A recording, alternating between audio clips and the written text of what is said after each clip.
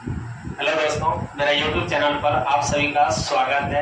और यहाँ पर बिहार बोर्ड क्लास 10 का तैयारी करवाते हैं और जिसमें अर्थमेटिक प्रोग्रेशन से कुछ ऐसा क्वेश्चन है जो कि बराबर जो है एग्जाम में बराबर पूछा जाता है।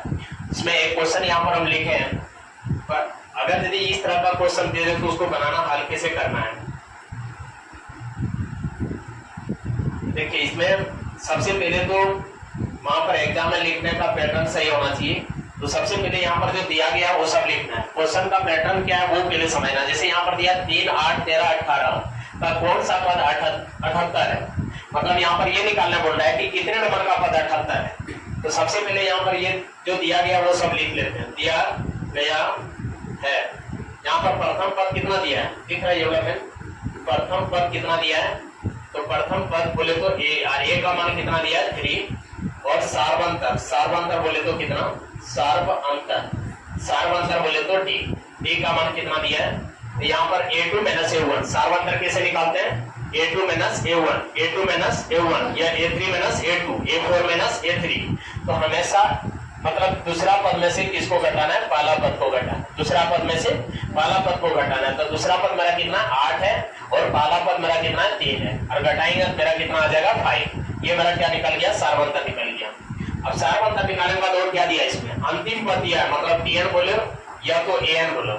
इसी को हम लोग क्या बोलते हैं, अंतिम पद बोलते हैं। इसी को क्या बोलेंगे, अंतिम पद। अंतिम पद कितना दिया है, 78 दिया है।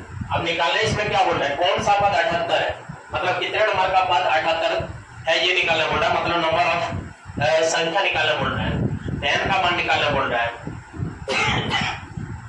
अब यहाँ से हमको an या tn का फार्मूला, जब भी इसमें योग नहीं लगाया है तो हम लोग को एक ही फार्मूला यहाँ पर ध्यान में मतलब रख के चलना है, an या tn का फार्मूला, मतलब अंतिम पद वाला फार्मूला लेकर के चलना है। an बराबर क्या जाता है, a plus n minus 1 into क्या जाता है t।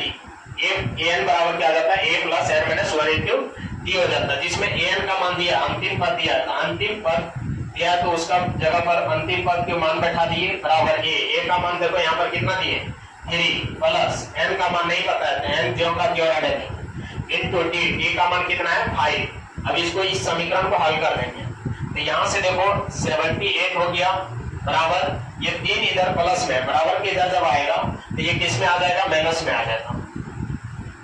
यहाँ पर आ जाएगा तुम्हारा -3 आया, बराबर हो गया n माइनस 1। तो यहाँ पर आ जाएगा कितना, 5 से जब गुना करेंगे तो आ जाएगा कितना 5n, और 5 से जब गुना 1 में करेंगे तो क्या आ जाएगा -5। ठीक है। अब यहाँ पर 78 में से जब 3 घटाएंगे तो आ जाएगा कितना 75 आएगा, और यहाँ पर कितना हो गया इधर 5n और माइनस में क्या है 5। अब ये देखो विदाउट n वाले टर्म को एक तरफ लाना, n वाले टर्म को एक तरफ रखना है।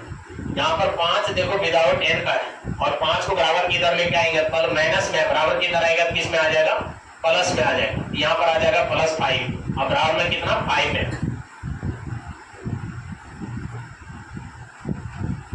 अब देखो 75 और 5 कितना आ जाएगा 80, बराबर में कितना आ जाएगा 5n। अब इसको हम घुमा के लिख सकते हैं 5n, अब बराबर में क्या लिख सकते हैं 80 लिख सकते हैं। यहाँ से जब n बराबर निकालेंगे 80 और ओपन में क्या आ जाएगा 5 हो जाएगा, क्या आ जाएगा 16 5 जा 80। यहाँ पर आ जाएगा n का मान कितना 16।